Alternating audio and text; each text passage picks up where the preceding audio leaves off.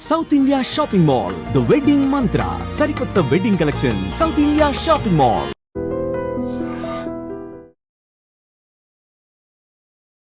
నమస్తే, welcome back to IT media. నేను మీ ఝాన్సీ. సో బంగారం ధరలు చూసుకుంటే ఇయర్కి ఇయర్ పెరుగుతూనే ఉన్నాయి. ఇప్పుడైతే ఒక సామాన్యుడు బంగారం కొనే సిచ్యువేషన్ కూడా లేదు. మరి ఇవి పెరుగుతూనే ఉంటాయా, తగ్గే అవకాశం ఉంటుందా, గోల్డ్లో ఇన్వెస్ట్మెంట్ చేయొచ్చా? ఈ రిలేటెడ్ క్వశ్చన్స్కి అన్నిటికీ ఆన్సర్ తెలుసుకునే ప్రయత్నం చేద్దాం. ప్రస్తుతం అంతా ఉన్నారు certified financial planner Anil Kumar Bachchu garu. నమస్తే సార్. నమస్తే. ఎలా ఉన్నారు సార్?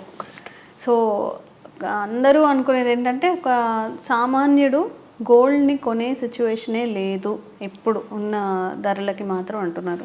మరి ఇంకా పెరిగే అవకాశం ఉంటుందా? ఏమైనా తగ్గే ఛాన్సెస్ ఏమైనా ఉన్నాయా? ఆల్రెడీ మనం చూసాం, పెరిగింది, కొంచెం తగ్గింది కూడా ఇప్పుడు. సో క్లోజ్ టు 90,000 మళ్ళీ వచ్చింది.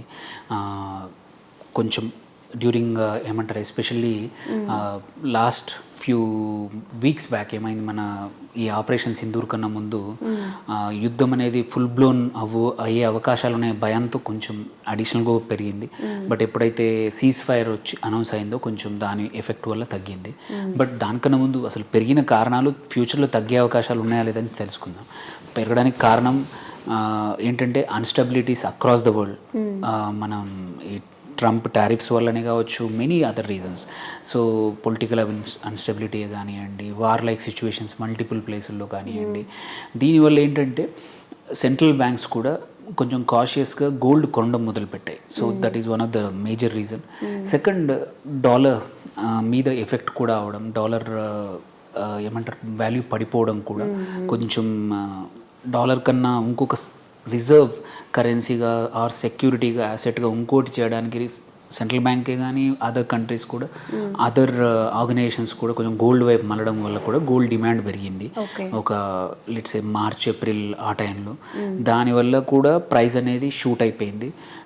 సో డాలర్ టర్మ్స్లో కూడా 3,500 వరకు వెళ్ళింది ఔన్స్కి. ఇప్పుడు మళ్ళీ 3,100, 200 మధ్యలో ట్రేడ్ అవుతూ ఉంది. సో అప్పుడు అందుకే ₹1,00,000 వరకు టచ్ అయింది.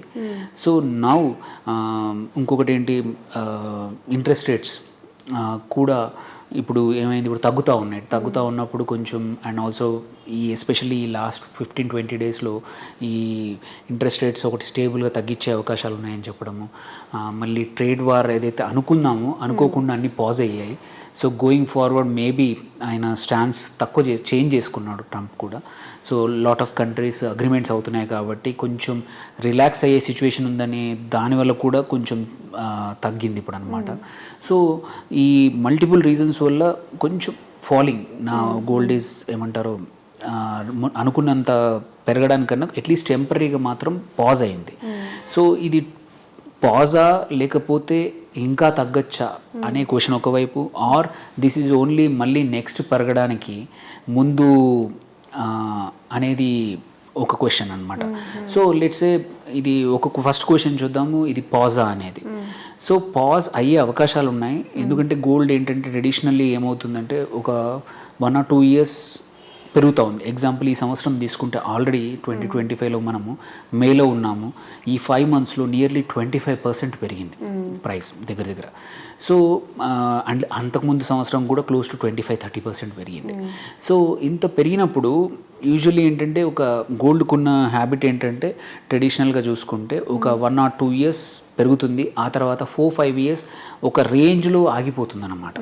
సో హోప్ఫుల్లీ మీరు అడిగిన క్వశ్చన్, సామాన్య ఎవరైనా సరే కొనాలి అనుకుంటే అట్లాంటి స్టేజ్ వస్తే మంచిది అనమాట. సో అలా రావాలి అంటే ఏంటంటే గోల్డ్కి ఆల్టర్నేటివ్ ఏవైతే ఉన్నాయో ఇన్వెస్ట్మెంట్స్, ఆర్ గోల్డ్ ఎందుకు వస్తామంటే సేఫ్టీ యాసెట్ కోసం వస్తారు, ఆర్ డాలర్ బదులు రిజర్వ్ కరెన్సీ బదులు ఇది వాడుకుంటారు అన్ని కంట్రీస్. సో అవి గోల్డ్ యూఎస్డి స్ట్రాంగ్గా ఉండి అట్ ద సైమల్టేనియస్లీ ఏమంటారు మార్కెట్ పరిస్థితులు బాగా ఉంటే గోల్డ్ అనేది స్టేబుల్గా ఉండే అవకాశాలు ఉన్నాయి. సో ఇది పాజ్ కన్నా కూడా తగ్గే, ఎస్పెషల్లీ షార్ట్ టర్మ్ మాత్రం కొంచెం తగ్గచ్చు. బట్ లాంగ్ టర్మ్ గోల్డ్ అనేది వీక్ అవ్వడం అనేది కంపల్సరీ. ద వే ఏమంటారు యుఎస్ ఎస్పెషల్లీ అప్పు ఏవైతుందో, యుఎస్ అప్పు ఒక డేంజరస్ లెవెల్లో ఉంది. సైమల్టేనియస్లీ యుఎస్ బాండ్ ఈల్డ్స్ ఎక్కువగా ఉన్నాయి. సో ఏంటంటే మామూలుగా ఏంటంటే బాండ్ ఈల్డ్స్ తగ్గుతూ ఇంట్రెస్ట్ రేట్స్ తగ్గిస్తే మంచిది. బట్ రెండు అటు ఆపోజిట్ జరుగుతుందన్నమాట. అక్కడ గవర్నమెంట్ ట్రంప్ ప్రెషర్ వల్ల ఇంట్రెస్ట్ రేట్స్ తగ్గిస్తున్నారు. ఓకే. బట్ ఇక్కడ గవర్నమెంట్ అప్పు కూడా రేజ్ చేస్తూ ఉంది. ఫస్ట్ ఏమన్నారు, అప్పు కట్ చేస్తానని చెప్పాడు. అంటే తను ఒక డిపార్ట్మెంటే పెట్టాడు, డిపార్ట్మెంట్ ఆఫ్ డిఓజీ అని. గవర్నమెంట్ ఎఫిషియన్సీ పెంచడానికి ఎక్స్పెన్సెస్ కట్ చేస్తానని చెప్పిన ట్రంప్ ఒక ఫ్యూ మంత్స్లో ఆల్రెడీ దాని మీద వెనకాలకి వెళ్ళిపోయాడు. అడిషనల్గా లాస్ట్ వీక్ కొత్త బిల్లు, ట్యాక్స్ కట్ బిల్లు వల్ల ఇంకా అడిషనల్గా అప్పు తెచ్చే పరిస్థితి వచ్చిందన్నమాట. సో అప్పులు తక్కువ చేయడం వదిలేసేయండి, ఫస్ట్ కొత్తగా యాడ్ అవ్వడం అన్న వల్ల బాండ్ ఈల్డ్ కూడా పెరిగినాయి. So which is very thing. దానివల్ల డాలర్ వీక్ అయ్యే అవకాశాలు ఉన్నాయి. కాబట్టి లాంగ్ టర్మ్లో మాత్రం కంపల్సరీ గోల్డ్ ఈ ప్రైస్ కన్నా కొంచెం పెరిగే అవకాశాలు ఉన్నాయి. సో షార్ట్ టర్మ్ ఎస్ ఇంకొంచెం ఇప్పుడు దగ్గర 90,000 దగ్గర ఉంది. మేబీ ఒక ఫ్యూ థౌజండ్స్ తగ్గొచ్చు ఇంకా, బికాస్ ఇలాగే అన్ని కంట్రీస్ అమెరికాతో ట్రేడ్ అగ్రిమెంట్స్ అయ్యాయి, కొంచెం స్టేబుల్గా అయితే మాత్రం టెంపరీగా మాత్రం తగ్గుతాయి. But over a period of time మాత్రం గోల్డ్ పెరుగుతుంది. బికాస్ ఇన్హరెంట్లీ జరుగుతున్న పరిస్థితులను బట్టి తీసుకుంటే, మ్యాక్రో ఎకనామిక్ సిచ్యువేషన్ అన్ని కంట్రీస్లో చూసుకున్న, గ్లోబల్ ఎకానమీ చూసుకుంటే కంపల్సరీ రేట్లు పెరిగే అవకాశాలే ఉన్నాయి. సో ఏం చేయాలి అనే క్వశ్చన్ మీరు అడిగి, సో ఏమీ లేదు, తగ్గినప్పుడల్లా కొంచెం యాడ్ చేసుకుంటూ పోవడం, ఎవరికైతే అవసరం ఉందో, గోల్డ్ కన్జంప్షన్ కోసం అవసరం ఉందో. బట్ ఇన్వెస్ట్మెంట్ చేద్దామంటే మాత్రం కొంచెం కాషియస్గా ఉండడం బెటర్. ఎవరైతే గోల్డ్లో ఇన్వెస్ట్ చేసి అప్రిషియేషన్ కోసం, వాల్యూ అప్రిషియేషన్ కోసం ఇన్వెస్ట్ చేసేవాళ్ళు కొంచెం కాషియస్గా ఉండడం బెటర్. మొత్తం ఒకేసారి చేస్తే సడన్గా మార్కెట్ ఫాల్ అయితే వాల్యూ పడిపోయే అవకాశాలు ఉన్నాయి. కాబట్టి సో స్లోగా ఎంటర్ అవ్వండి ఇన్స్టెడ్ ఆఫ్ ఒకేసారి ఇప్పుడు చేసే కానీ. ఎందుకంటే షార్ట్ టర్మ్లో గోల్డ్ తగ్గే అవకాశాలు ఉన్నాయి, but over a period of time for sure gold పెరుగుతుంది బికాస్ ఆఫ్ డాలర్ అన్స్టెబిలిటీ వల్ల. సో అందుకోసమే be cautious in the short term. పెరుగుతుంది, బట్ సార్ అన్నట్టుగా 4-5 years తర్వాత ఒక రేంజ్కి వెళ్ళి కాస్త స్టిమ్యులేట్ అవుతుంది అంట. సో ఎవరైనా ఇన్వెస్ట్మెంట్ చేయాలన్నప్పుడు కాస్త కాషియస్గా అడ్వైజర్తో వెళ్తే మంచిది. Thank you sir. Thank you అండి. Thank you.